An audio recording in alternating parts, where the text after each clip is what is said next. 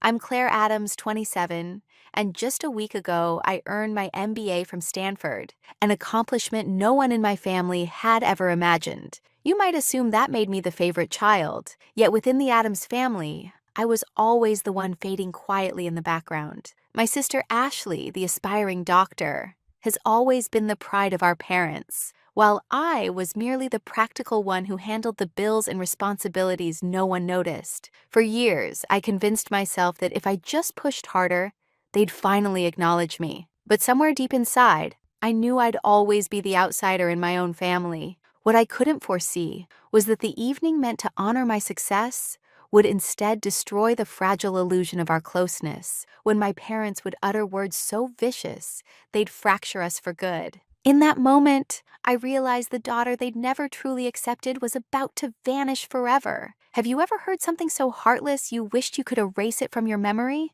Especially on a day meant to lift you up? If my story resonates, maybe sharing it will help someone else rediscover their own worth. We gathered at Delmonico's, one of the most elegant spots in Seattle. Crisp white tablecloths, golden chandeliers, and the soft murmur of wealth all around. I had booked the private room myself, covering every meal, every bottle, every last detail. It wasn't about showing off. After years of side jobs, student loans, and relentless effort, I simply wanted one evening to celebrate something I had truly earned. I welcomed each guest with a polite smile that never fully reached my eyes. Professors, colleagues, my supervisor from the consulting firm where I'd just secured a full-time position, and classmates who looked genuinely proud to be there. Then my parents arrived, Susan and Robert Adams, stylishly late as usual, perfectly dressed and composed, as if the celebration were theirs instead of mine. They carried no flowers, not even a simple card. Ashley wasn't there either. She was supposedly working a hospital shift, though I suspected she just didn't feel like attending an event that wasn't about her. I made the introductions, watching as my parents exchanged handshakes and polite smiles. Compliments flowed, the kind I had secretly wished they'd hear one day. One of my professors smiled and said, "You must be incredibly proud of Claire. A Stanford MBA is no easy accomplishment." My mother gave a small, airy laugh and replied, "We're proud of both our girls, but Ashley, our youngest, she's in med school now, pulling long hours in the ER, saving lives. That's what truly matters." Silence followed. You could almost hear the cutlery pause midair. My grin stayed fixed, rigid and practiced, like it had been fastened there just to survive the moment. A few minutes later, my manager rose to give a toast. He spoke about my determination, how I'd guided our intern team and kept everything afloat when deadlines loomed. "Claire is among the most capable young consultants I've ever worked with," he said proudly. "She's destined for great things." The applause that followed was warm and genuine. I turned toward my parents, hoping for even a flicker of pride in their eyes. My father let out a light laugh. "She's clever, sure, but Ashley, she's saving lives every day. That's the kind of pride that really matters." The words hit like a script they'd practiced, as if my whole life existed only to lead into Ashley's grand performance. The hero, the healer, the one who mattered. Around us, the table went stiff, eyes darting uncomfortably. One of my coworkers, bless her heart, tried to mend the tension. She leaned toward my mother and said gently, "Still, you must be very proud of Claire. What she's done is incredible." My mother's smile was cool, almost dismissive. "I suppose it's fine," she said. Then my father jumped back in, steering the topic once again toward Ashley's endless night shifts, rotations, and all the patients she'd helped. "Compared to a doctor," he added with a casual shrug, "an MBA doesn't quite measure up." That was the breaking point. I pushed back my chair, the sound slicing through the silence like a blade. Every conversation died. My voice came out steady, stronger than I expected. "Do you have any idea what it took for me to get here? How many nights I went without sleep? How many hours I worked while studying so I wouldn't cost you a cent?" My mother's lips pressed tightly together, a wall of quiet disapproval. My father looked at me like I was causing a spectacle. I paid Ashley's tuition. I sent money when the power was cut off. I went without so this family could survive. And still, I'm dismissed as just the one behind a desk? The air grew dense. Every breath in the room seemed to stop. By then, I wasn't speaking to the guests, only to the two people who had never truly seen me. If I'm as useless as you think, then who do you believe kept this family from falling apart all these years? My father rose, his face flushed with anger. He didn't raise his voice. He didn't need to. His reply was sharp enough to wound. We wish we never had a daughter like you. A collective gasp, the sound of a spoon hitting a plate. For a heartbeat, my vision swam. Not from tears, but from sudden, painful clarity. I looked around the table, seeing every shocked expression, every person who valued me for what I'd achieved, and then back at the two who had just erased me in an instant. When I finally spoke, my tone was calm, almost steady. If that's truly what you wish, then maybe it's time I start living as though I never belonged to you at all. And I left. If I was never truly wanted, maybe it was time to start living like I never belonged to them at all. I didn't shed a single tear that night. Not when I stepped out of the restaurant. Not when my heels echoed on the wet Seattle pavement beneath a soft drizzle that felt almost familiar. Not even when I made it home, slipped off my shoes, and sat in the quiet darkness of my apartment. But the next morning, when I unlocked my phone and saw 11 missed calls from my parents and a single message that said, "You embarrassed us. I hope you're proud of yourself," that's when something inside me gave way. It wasn't sadness that hit me. It was sheer fatigue. Because this wasn't some isolated moment. It was just the latest scene in a lifelong pattern I'd finally stopped pretending was normal. I wasn't surprised anymore. I was simply finished. All through my childhood, I was the quiet girl who faded into the background, while Ashley sparkled under every spotlight. We were only 2 years apart, yet it often felt like decades of distance in how we were loved. Ashley had piano recitals, ribbons for participation, birthday parties with towering cakes and golden balloons spelling out her name. I once got a cake that read, "Happy birthday, Ashley O and Claire," scrawled awkwardly in the corner. A punchline that became a family favorite. They laughed. I didn't, but I smiled like I always did. I learned young that success only counted if it matched what they valued. When I brought home the first place certificate from the regional math competition, glowing with pride, I truly thought it might finally mean something. Mom didn't even glance up from the laundry basket. "That's nice," she said casually, "but Ashley's volunteering at the hospital." That phrase, real impact, was their mantra. It echoed through every conversation, every comparison. Apparently, nothing truly mattered unless it came with a stethoscope. Still, I didn't quit. I kept pushing, believing that if I achieved enough one day, they'd finally say what I'd spent my whole life waiting to hear. "We're proud of you, Claire." So I kept grinding. Through college, juggling 3 jobs at once. I opened the coffee shop at dawn, scrubbed offices after evening classes, and spent weekends tutoring kids from the neighborhood. Every paycheck disappeared. Toward household bills, toward Ashley's endless med school expenses. No one ever asked how I managed it. They just accepted the help, as if it were owed. Michael used to tease that I was the only person who could balance a family budget faster than I could recognize my own worth. He said it with a grin, but there was always that flicker of tenderness in his eyes afterward. Michael had been my closest friend since college, the one person who always saw past the masks I wore. His story wasn't identical to mine, but it carried the same melody. His father, a former military man, demanded obedience with an iron hand. When Michael chose art instead of engineering, the man disowned him. But unlike me, Michael didn't spend years begging for approval. "You can't water dead roots, Claire," he once told me. "It's not your fault when nothing grows." At the time, I brushed it off, thinking he was just bitter. I still believed loyalty meant giving until there was nothing left to give. But that night, for the first time, his words began to make sense. After the disastrous dinner, Michael called. I couldn't bring myself to answer, but I replayed his voicemail over and over. "Claire, I'm proud of you, not just for speaking up,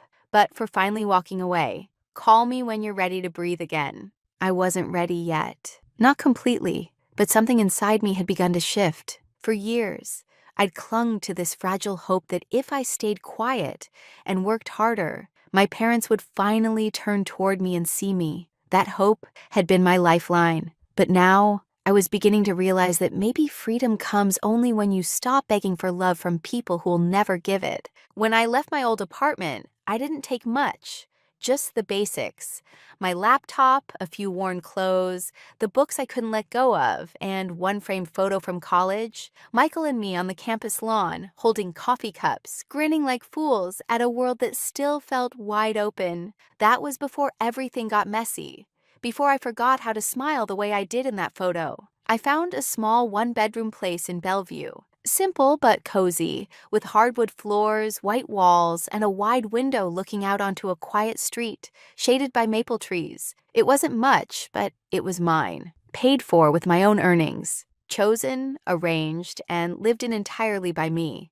No Ashley, no Susan, no Robert, just Claire. That first night, I barely slept. I lay on a mattress set directly on the floor, staring up at the ceiling, surrounded by stillness. At first, the quiet felt hollow, but the longer I listened, the more I understood it wasn't emptiness. It was peace, something I hadn't felt in years. The next morning, I opened my laptop and checked my bank account. 3 automatic transfers were lined up. One to my parents' utility bills, one to Ashley's tuition, and another toward the family mortgage. I canceled each of them. My fingers shook slightly as I hit confirm. But a strange lightness settled in my chest. No explanations, no apologies, just done. Over the next few weeks, I started piecing together a life that finally belonged only to me. Work at the consulting firm began to take off. My manager handed me a major assignment, a restructuring project for a Fortune 500 tech company. I poured myself into it, staying late, running meetings, solving problems instinctively. For the first time, I wasn't chasing anyone's praise. I was doing it for me, and people began to take notice. More invitations to meetings, more requests for input. My ideas were finally being heard. My name started circulating, not as Ashley's sister or the dependable daughter, but as Claire Adams, the rising talent. Evenings became my sanctuary. I'd come home to my peaceful little apartment, where I added pieces that felt like fragments of myself. A soft gray couch, a lamp shaped like a tree branch, a tall bookshelf to finally unbox my paperbacks. I lined the window with succulents, lit candles, and played jazz while cooking dinner for one. It felt extravagant, almost selfish, and it felt wonderful. One Saturday, Michael showed up with a bottle of wine and 2 oversized bags of Thai food. Still breathing? He joked as he stepped inside like he'd been there 100 times. I smiled. I think I'm finally starting to live. We sat cross-legged on the floor, eating noodles, sipping cheap Cabernet, laughing about our college days. For a while, life felt light again. Simple, unburdened. I like this place, he said, glancing around. It feels like you. I hesitated, smiling faintly. I think I'm still figuring out what that means. He lifted his glass and said softly, to figuring it out. Our glasses touched, and a quiet warmth spread through me. It wasn't pride or relief. It was something gentler, maybe the first trace of self-acceptance, or at least the sense that I was finally moving toward it. Later that night, as I folded a blanket over the back of the couch, my phone buzzed. Mom, then again, Dad. No messages, just a string of missed calls, 10 in total. I didn't answer. I didn't even check them. Instead, I switched the phone to silent, wrapped myself in the blanket, and watched the streetlights flicker through the window. They had chosen silence for years. Now I was returning it, a silence they'd finally be forced to hear. Then came a knock, not gentle, not uncertain. It was firm, deliberate, demanding, the kind of knock that doesn't wait for an answer. It insists on being heard. I glanced at the clock. 4:13 p.m., a Tuesday. I'd just come back from work, still in heels, blazer slipping off my shoulders. When I opened the door, I went still. There they were, my parents, Robert and Susan Adams, standing as if nothing had ever happened. They looked immaculate, like they were paying a visit to property they still believed was theirs. My father wore a crisp button-down and polished leather shoes. My mother stood rigid in her beige trench coat, arms crossed, lips drawn tight like she was preparing for battle. I said nothing. I didn't move. We need to talk, my mother said. The last time we'd spoken, she told me I'd humiliated the family. Yet here she was, on my doorstep, pretending the wound didn't exist. Without waiting for me to respond, they walked right past and into my apartment. I closed the door slowly behind them. As if one wrong sound might set something off, they settled onto my couch, the one I'd bought myself, in the living room I'd built from my own hard work and sleepless nights, with money they'd never thanked me for. I stayed standing. "Claire," my father began, adjusting his tone into that smooth, professional cadence he used for meetings. "Ashley's run into some setbacks." Setbacks? That was the word he chose. Her hospital internship had been terminated. "Staff cuts," my mother said curtly, "and as for her tuition, the remaining balance hasn't been paid.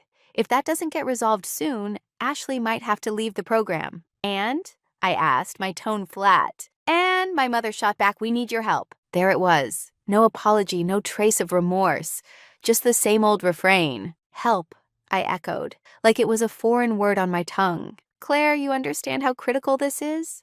My father said, his voice measured. "If she falls behind now, she could lose everything." "She?" I asked quietly. "Or you?" My mother's gaze hardened. "Don't be petty," she hissed. I let out a sharp, dry laugh that startled even me. "I gave up years of my life for this family, paid bills when the lights went out, bought Ashley's textbooks, covered her rent, her groceries. I sacrificed so she could have it all. And the one time, just once, I asked for something back, you told me I disgraced you." "We were angry," my father barked. "You were disrespectful." I stepped closer, the sound of my heels striking the floor cutting through the tension. "No," I said evenly. "You disrespected me. For years, quietly, consistently, until it became the rhythm of our family. You didn't raise me. You drained me." My mother straightened, her arms unfolding. "We're your parents," she said sharply. "We brought you into this world, and I carried it." I replied, the words rising from somewhere deep. "I carried it while you stood on my back and praised someone else for standing taller." The air between us tightened, thin as a wire ready to snap. "You don't get to walk in here and pretend none of that happened," I said quietly but with force. "You don't get to act like you never told me you wished I'd never been born." My father's mouth opened, then shut again, the silence doing all the talking. I moved to the door and held it wide. "If you came here to apologize, I'd listen. But if you came to ask for more, that conversation ended the night you disowned me." Neither of them moved. "Claire, this is family," my mother said, her tone climbing. "Blood is blood, not when it's toxic," I said, shaking my head and nodding toward the hallway. They left stiffly, wordless. But before stepping through the doorway, my mother turned and said, "You'll regret this. Someday you'll realize you need your family." I met her eyes without blinking. "I already have one. It just doesn't include you." The door closed behind them with a soft click, and for the first time, there was nothing inside me but quiet. No guilt, no fear, no doubt. Just air, cool and clean, still, free. This time, when the door shut behind them, I didn't cry. I smiled. The weeks that followed moved in quiet rhythm. No calls, no texts, just silence. The same silence they once demanded from me. Except now it wasn't submission, it was strength. It wasn't the silence of someone shrinking. It was the calm of someone who had finally found her own voice in the quiet. At work, I poured myself into everything. I led meetings with a confidence that felt unfamiliar at first, like wearing someone else's jacket, until I realized it had always been tailored for me. People listened when I spoke. Clients began asking for me by name. Then came the big assignment, a multi-million-dollar restructuring for a tech giant out of Redmond, the kind of project that defines a young consultant's career. My manager handed it to me without hesitation. "You've earned this," he said. "Don't look back." And I didn't. For 6 weeks, I lived and breathed that project. Strategy sessions, late-night slide decks, pivot tables spinning across the screen until my eyes stung. But it didn't feel like burnout this time. It felt like purpose. Sharp, alive, mine. At night, I came home to an apartment that finally felt complete. The gray couch scattered with soft pillows, shelves neatly stacked with books I'd once kept boxed away, candles glowing faintly in the corners, filling the room with quiet warmth. It wasn't the house I grew up in. It was the home I'd built for myself, one emotional brick at a time. Michael stopped by often, Sometimes we didn't even talk, just shared leftovers in comfortable silence. Other nights, we played old records and argued about our college playlists. "You're different," he said once, leaning back on my couch, glass of red wine in hand. I looked at him, curious. "Different? How?" "You seem whole," he said softly, "like you finally stopped waiting for someone to choose you." I didn't answer. I didn't have to. The steady warmth rising in my chest spoke for me. Then came the article. Our project had exceeded every forecast. The client renewed, doubled their investment, and credited our team's strategy publicly. And there it was, my name, bold and unmistakable, front and center. A local business magazine reached out for an interview. I said yes, though a part of me hesitated. I wasn't accustomed to being visible, but during the interview, I told the truth, not just about the project's success, but about the road that led me there. Without pointing fingers, I spoke about what it means to grow up unseen, to chase validation that never comes, and to finally stop needing it. The article was titled Rising Star, Claire Adams on Leading Through Resilience. It spread fast. First hundreds of likes, then thousands. My inbox filled with messages from strangers who said my words felt like their own. People confessing that they cried reading them. One sentence kept getting shared over and over. "You don't have to earn love from people who use it as a weapon." Michael texted me a screenshot circling that line. "Damn, Claire," he wrote.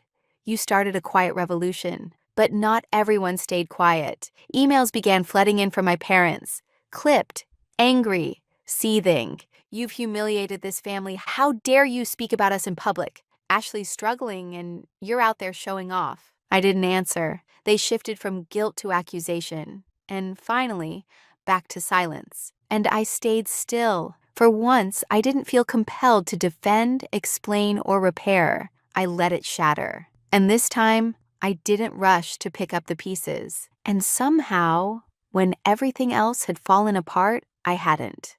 One evening, I stood before my floor-to-ceiling window, a glass of wine in hand, watching the Seattle skyline glitter, as if it were quietly rooting for me. I thought of that younger version of myself, the one who used to send half her paycheck home, waiting for gratitude that never came. I remembered that dinner, that single cruel sentence, "We wish we never had a daughter like you." And then it hit me. I used to believe silence meant surrender. Now I understood. Silence could be strength. The celebration I threw wasn't extravagant. It was small on purpose. No upscale venue. No obligatory guest list filled with names I barely recognized. Just a handful of close friends, colleagues who'd stood by me when life unraveled.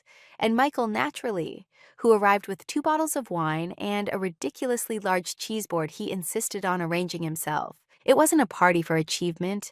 It was a toast to endurance. I had just signed a leadership contract with the firm. Not something gifted to me, but a position I'd earned and negotiated entirely on my own. No one else's influence shadowed it. No strings tugged from behind. The apartment glowed in warm amber light. Soft jazz and indie tracks filled the background. Beyond the windows, Puget Sound shimmered under the night sky, the city pulsing gently, alive. Laughter rippled through the room. Someone raised a glass in my honor, and I laughed too. Not the practiced polite sound I'd once used to fill silence, but a genuine, unrestrained laugh, the kind that feels like breathing again. No one brought up Ashley. No one mentioned my parents. No one gave me that look of sympathy I'd grown used to. What I saw instead was pride and something softer, something that finally felt like love. Michael tapped his glass against mine and smiled. "Look around you," he said, gesturing toward the laughter and light. "This is the family you built, Claire." I nodded, the truth of it sinking in. "Yeah," I said quietly, "the kind that chose me too." Later, when everyone had gone, I stepped out onto the balcony. The air from the bay was brisk, clean, brushing through my hair like it was clearing away what was left of the past. Below, Seattle's lights shimmered like scattered stars. I finished the last sip of my wine and let myself breathe.